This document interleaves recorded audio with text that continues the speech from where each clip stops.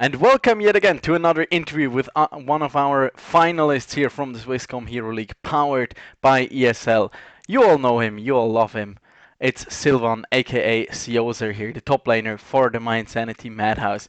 Hi there, how are you doing? Hi, I'm doing pretty well, I guess. So looking forward to the finals. I can tell you're already pretty excited. So, for the people who might not know you, would you kindly introduce yourself real quickly and maybe also tell us how you came about to being a League of Legends player and how it came that you joined mYinsanity back in the days? Of course. Well, I'm Silvan Loser, or as you may know, Sioser in game. I'm 23 years old. I work in the IT department, and yeah, I play League of Legends. I first started playing League of Legends thanks to a friend who introduced me to League, and yeah, then I played for a few years, and at some point I ended up in mYinsanity. At that time, it was Greenfire who asked if I wanted to join the team, and yeah, that's basically how it happened. So, how long is that ago? Like, how many years has it been since? Do you know How that? long Do is you that? even remember? 3 years? Three Three? years, maybe? Okay, yeah. I mean, Yeah, you've I think I played 3 Switzerlands with mYinsanity now, so it must be like 3.5 years or okay, something. okay, Yeah. yeah, I can tell. So, yeah, a lot of time on the roster there, certainly. But yeah, you made it to the finals here for the very first time, actually, of the Swisscom Hero League here, powered by ESL. How does it feel?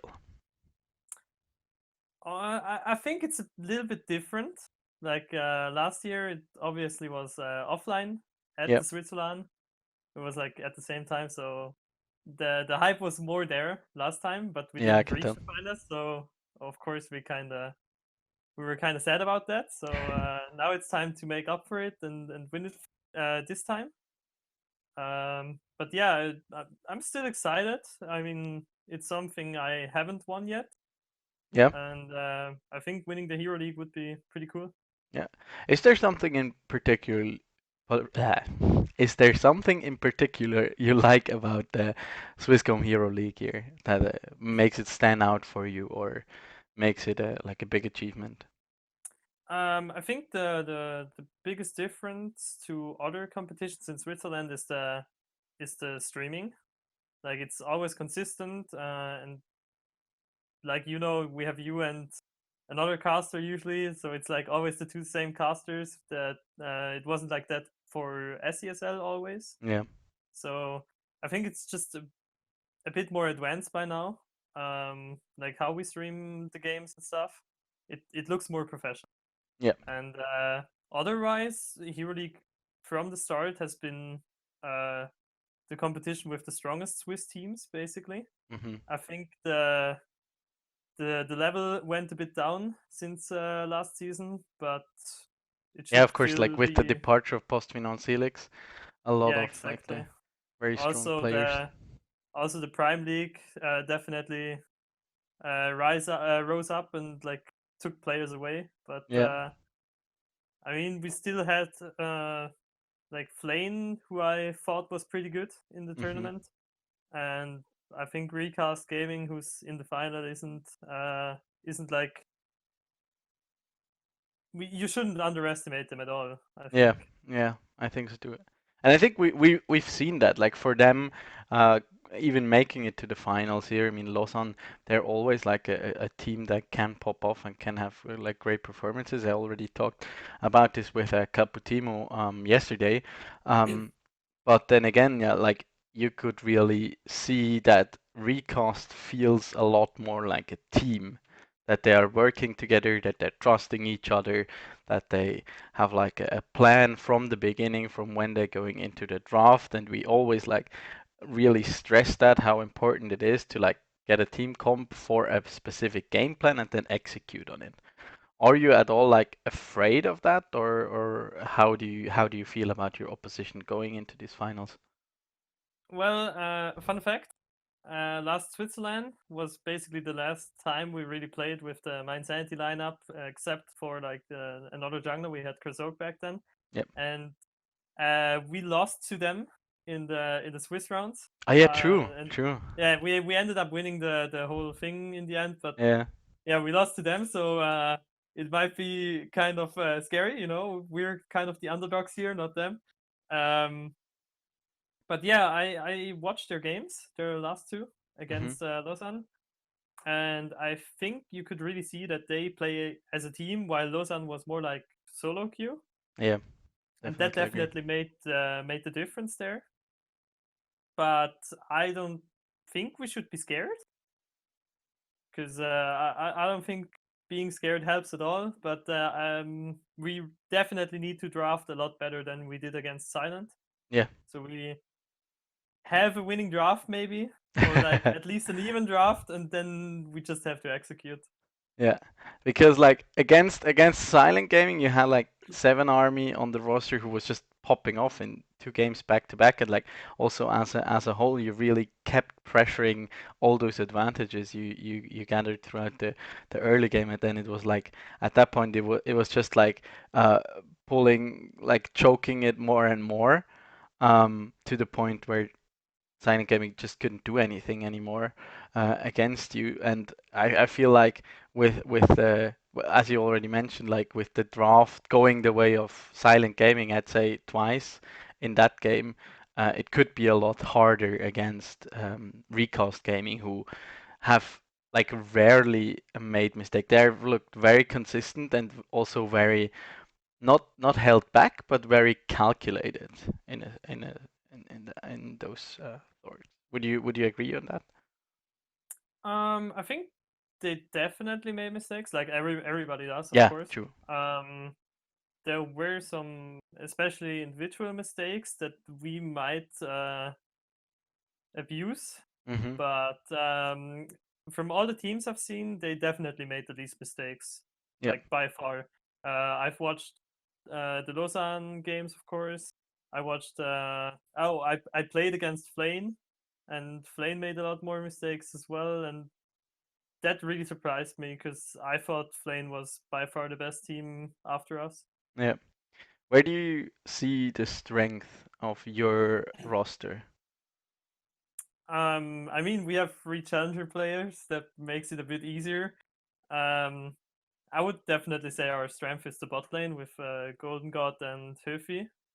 Like I was especially impressed by Höfi in most of our games, but at the same time we have like these signature champs. Like as you saw, Seven Army on the Nidalee. Yeah. Uh, yeah, he definitely popped off. And otherwise, I mean, everybody has individual strength in our team, so we definitely got that. And at the same time, we got a bit of better team play than like Lausanne, because I mean, we played together for a long time, kind of Yeah. Yeah. already. For maybe the people who do not get to play on like a very high competitive level or just in general are more prone to playing with friends or solo queue, how do you personally and also with your team, how do you train and how do you improve? I think everybody has like different ways to improve, like what helps them the most. For me, it personally was watching streams. Like Yep. I just watched people play, like good people play, and I just copied them. I was basically a copycat. Like I saw them play something, I was like, I play this now, and Where did you like see the over Yorick? time, I didn't see the Yorick. That was my thing That was actually. love at first sight.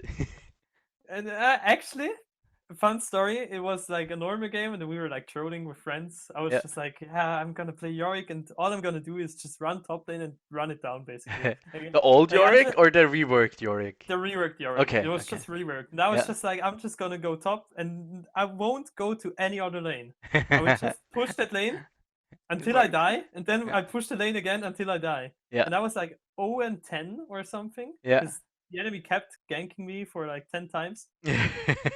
And then they came again. They were like three people, and I just one shot two of them. And I was like, "What the fuck? This champ is so broken." And then I just kept playing. That's Did you basically how go it happened. the good old Trinity Force into CC Rot?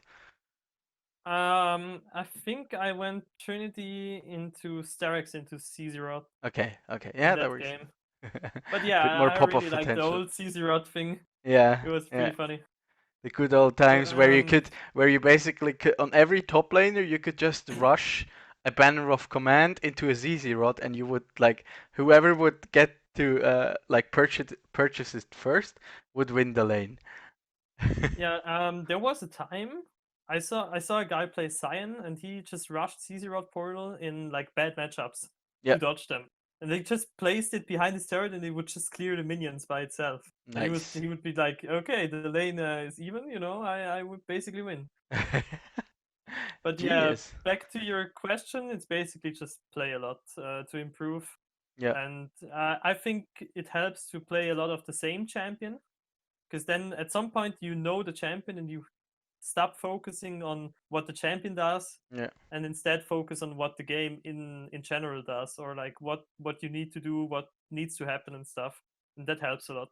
Yeah, absolutely agree. I feel like for a lot of people it can get kind of distracting, or also when you know stuff about macro but you're not super familiar with your champions, you do a lot of individual mistakes while you judge those scenario, because I think a lot about macro play is about making decisions and like when is the right time to rotate, where do I have to set up my lane to not lose too much for like helping out my team, when can we go for an objective or contested, and when it's probably better to just give it up and instead focusing on getting more farm or like a turret on the other side of the map or something like that. Yeah, it's just basic I mean it's knowledge. Yeah, You just true. have to accumulate all the knowledge and then use it at the right time basically. True. But it sounds easy, but it's actually not. That is very true. I mean, even at the highest level, we sometimes see some questionable decisions or just like flat out mistakes. I mean, also talked about this with Caputimo yesterday, where it's like, yeah, not everybody might like LS, but he oftentimes has like a point when he talks about freezing waves and stuff like that. Yeah, I watch it as quite a few times too. It's good entertainment and at the same Yeah, time it's sometimes really knowledgeable, I yeah, think. true. Like today I learned. Did you ever play like the old Yorick? I did a bit. Yeah. Um like I even watched the video and like at season 2 or 3, he was Mhm. so broken Yeah, he was insane. that Riot removed him from the free champion rotation. Like I Really? missed like I missed that. Yeah, yeah, they legit I didn't removed him know. I didn't know. just They did because he that was low so key. broken. But like I missed that time. Yeah. But I mean, sometimes through like season 5, I made like a marathon and played every single champion top lane. Mhm. I mean, obviously Yorick was in there, and I saw Dyrus play him on stream in like season 3, and then I played it too for like a few games. Yeah, Yeah, I basically played I every think champ. back in the days he was even sometimes picked competitively, Yeah, especially just to with like like Vayne. double up on your Yeah. carry. Yeah. Yeah, you had like Vayne and you would put like a Yorick and then you Yeah. just ult the Vayne and you have like two basically. Yeah, sounded fun. Yeah, I actually I used back in the days in top lane I used to main like Nasus, Gangplank and Yorick. And also like the Yorick, he was just like you could just cool spam all day and it was like, yeah, okay, this is fun. You Yeah, it's didn't pretty special. I think at that time you didn't even need to build damage. You still built Trinity Force though, I think. You built like mana immune for Yeah, the true. mana, of course, and then you built like all tank basically. Like that was when Frozen Heart was super broken. Yeah, true, true. Yeah, just mana immune into Frozen Heart. And at that time, we didn't even have Muramana. I mean, and it was still like super good. Or like Yeah, actually. old Gangplank was also pretty funny.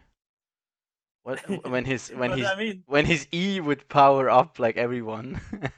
but I mean, you had like tank gangplank, like tank plank. You had Yeah, bank plank. You had crit yeah, plank. yeah. Versus the I loved like the yeah. Let's call him Bank Plank. There's also another name that I'm not gonna mention here.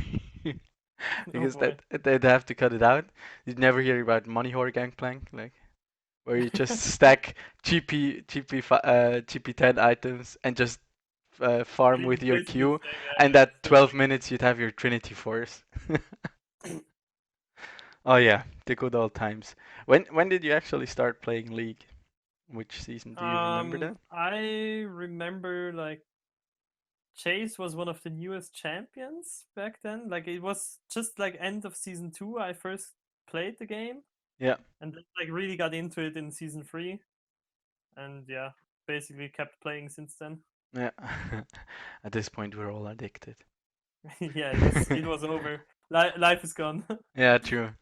Yeah, I remember. I think when I started, somewhere in season one, I think it was right when Nocturne came out. I think it was Nocturne, and I think the next one was Lee Sin, where they did the April Fools, something like that. Okay. I obviously missed And all of those. and like at the beginning, I only played Caitlyn in 3v3s to just level up, or I don't know. I didn't. I was like, okay, the map is smaller. I guess this is fine. And then when I started playing Summoner's Rift, at some point I was like, I started playing Warwick, where you'd still build like the on-hit Warwick, and it just ult people and they would die. Okay, yeah, yeah. I remember that kind of. Like my first experience that I still remember was playing Poppy Yeah. with a friend, like old Poppy. Oh yeah.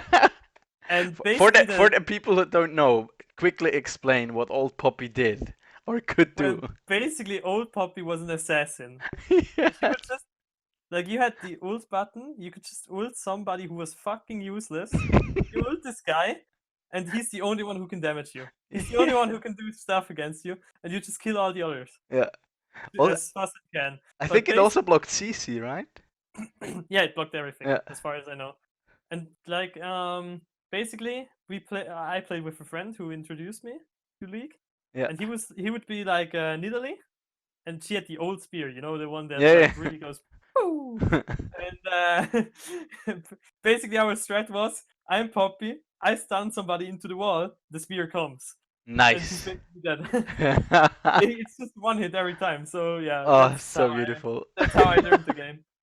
That's a good way to learn. You learn a lot about macro play and yeah, the general decision making with that.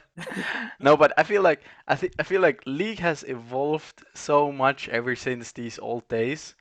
Um, to the point where I always say this like up until season 7, 8, you could always like really solo carry. So when like one person was really fat, they could just carry it through. These days, that is very, very, very hard.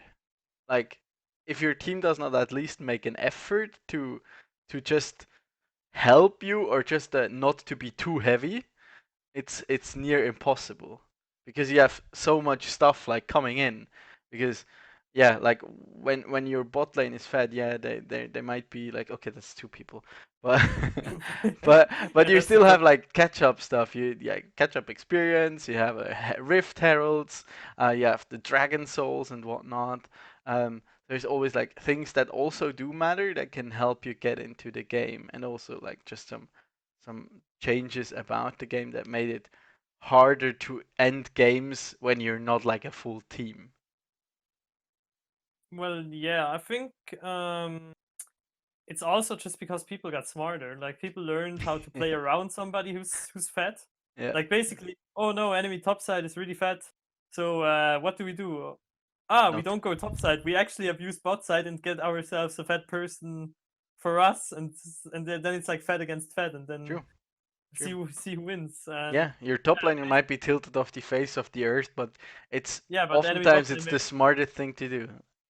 yeah, basically people really got smarter, and of course the game got a bit more balanced towards team play.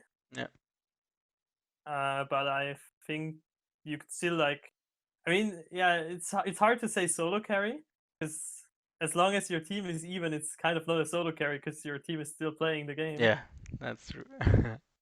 Yeah, But yeah, the higher you get, the more people know about playing around somebody who's fat or who's inting, and then the games just get harder. Absolutely, absolutely.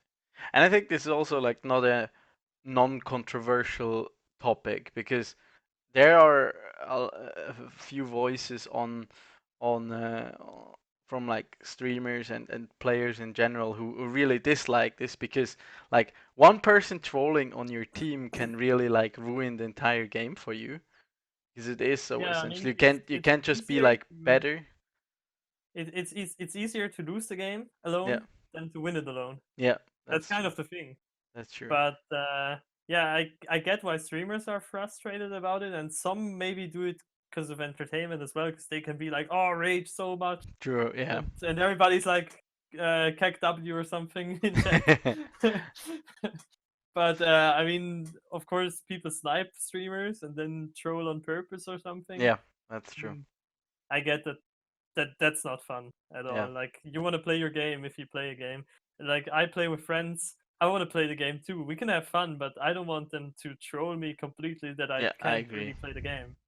I agree. I mean, there's like a difference if I like walk past my teammate who's doing the red or blue buff and I just smite it away and then I'm like, "Oh, I got you." Or I'm like flat out inting and like doing dumb stuff. Yeah, or if any of my friends sees this, if I tell you to dive top, you fucking dive top. I swear, I'm so triggered. You'll never see a top line dive again after this interview. I just want to dive top lane all the time when I play with friends because I have to carry. I know that feeling. Like the past days, I like playing with friends and they lock in Garen and you absolutely destroy the matchup, and it's like I could really kill him underneath that turret. I maybe not survive, but like there's something inside of me that tells me to go for it, and then you go for it, and then you die, and it's like you're like worth, but it's really not worth because like you lose a lot. So. Maybe sometimes. But still, it's about sending a message. So Yeah, sometimes it is. Sometimes you just need to that's tilt true. enemy top, and That's then true. you win. Tilting the enemy players is a fair strategy, at least in solo queue. Well, you can also do it in pro play, I guess. You can for sure. Just like keep on ganking and diving people and just not let them play the game at all.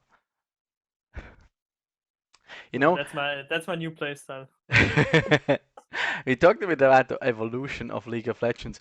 One thing that Riot also is doing, like besides giving everyone a gap closer and besides not making champions on release, except Aphelios, completely and batshit broken, is like they giving it a really clear direction. So when something like a Kiana or a Philios or a Yumi or something is introduced, they get assigned a role, and the whole kit is like based around that, and and then they also get numbers according to that, and they'd only synergize with certain items. So for example, you couldn't play a set AP because he has absolutely zero AP scaling. Back in the day, what we saw that oftentimes a lot of champions actually had both. So like Ash Arrow still to this day has like an insane AP ratio. Master Yi and is probably one of the most famous abusers of Oh this. god. When before his rework he was just played in the mid lane. How do you personally feel about that? That like the creator of this game we all know and love and have been playing for like close to a decade or even a full decade. How do you feel about them controlling this like direction of the game a lot more? I think like it's kind of good for competitive. I think Yep. because there's less like random stuff that can happen, but it's also like really fun to invent new stuff, in my opinion, because you can just surprise people with it, have a good laugh, stuff like that. Like remember like last thing I remember that wasn't played the way it was intended to was Twisted Fate. Like suddenly people started playing it AD, Yep. True. Yeah. Even and even now, like I remember in Yeah, like but then they season nerfed two, it, I think. Twist of Fate was like like a proper AD carry. People would play him ADC. They'd also play Ashe mid lane, so Yeah. there's that as well.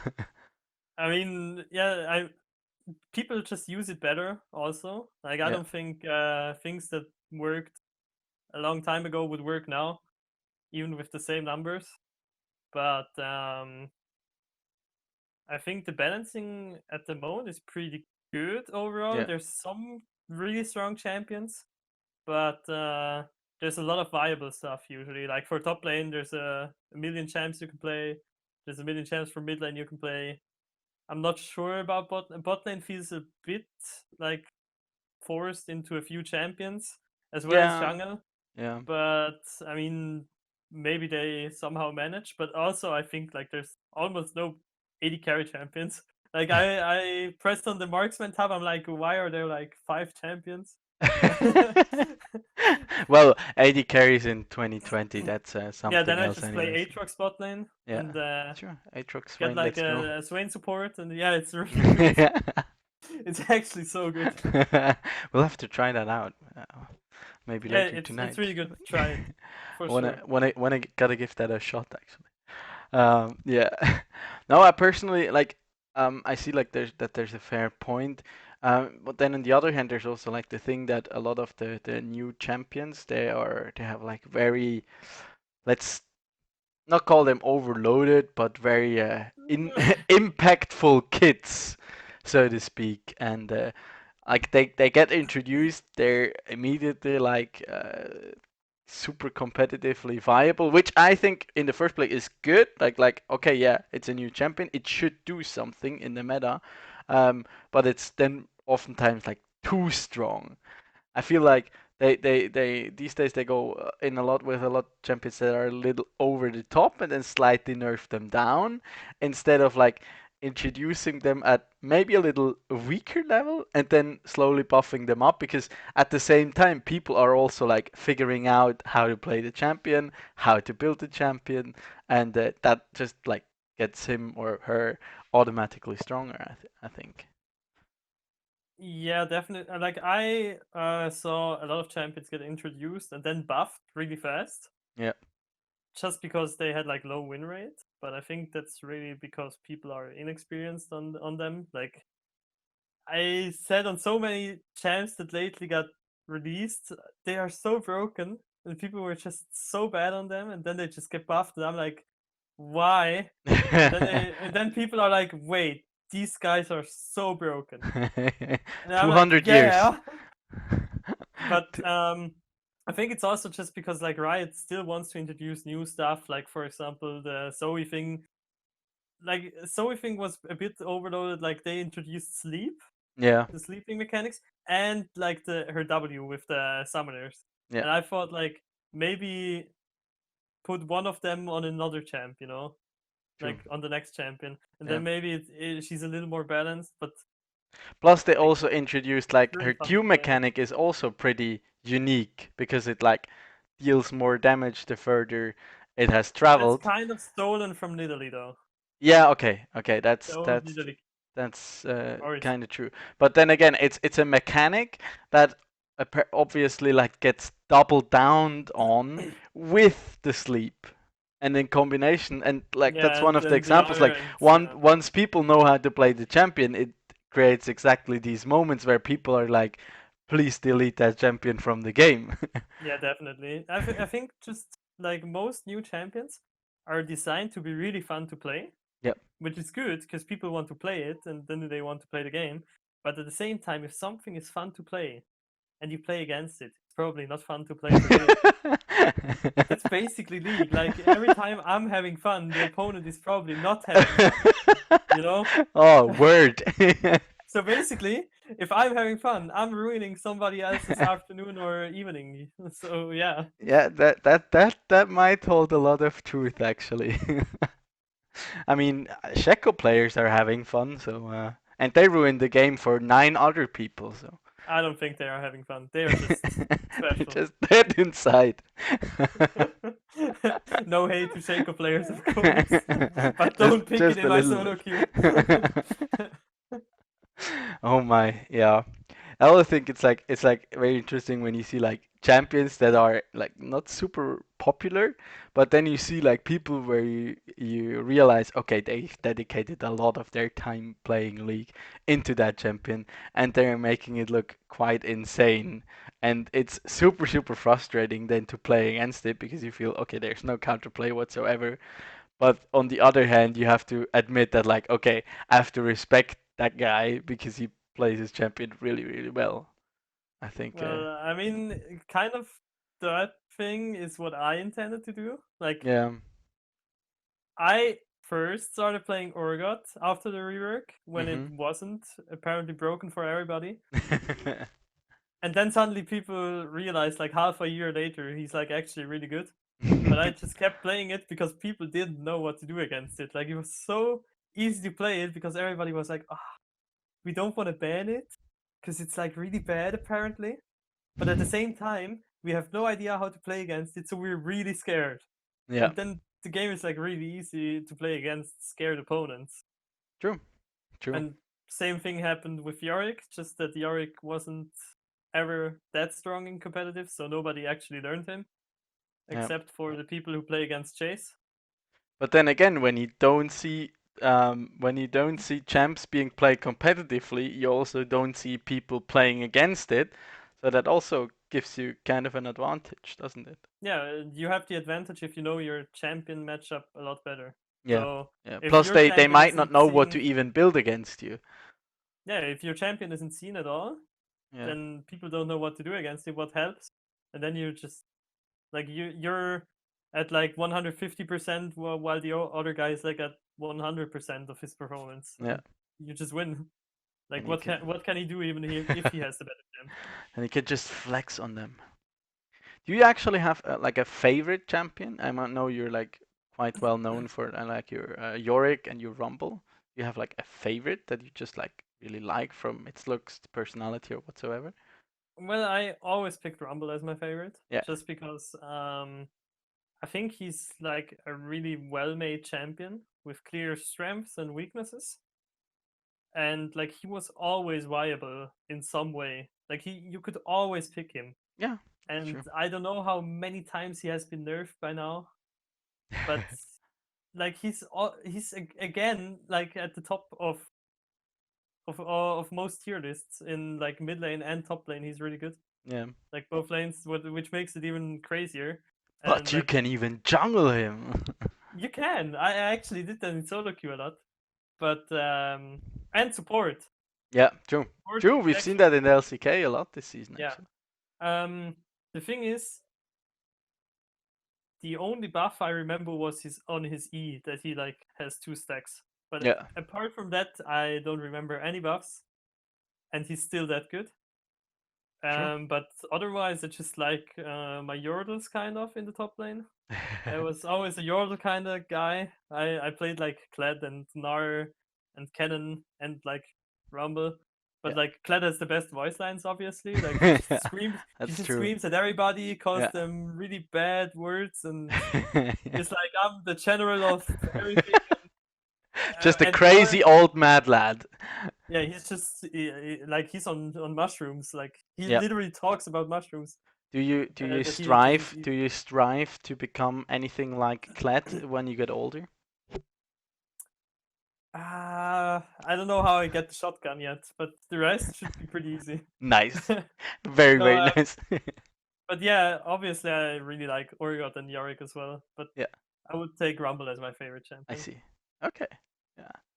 And I think that's a really good note to end on, actually. We nearly are up to 35 minutes already, so have fun to the editor.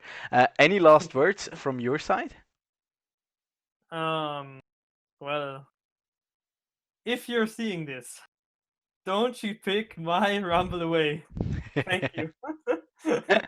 No, but for real, like thanks for watching, and I hope you're having fun watching the EuroLeague finals. Yeah, and hopefully support the mYinsanity Madhouse. well, you heard the man, and yeah, thank you very much for your time and for joining me here on Discord for this lovely interview. I wish you, of course, the very best of luck for your finals match, and yeah, we'll looking forward to hopefully seeing you back for season 4. Have a good night. Bye. Thank you very much. Have a good night.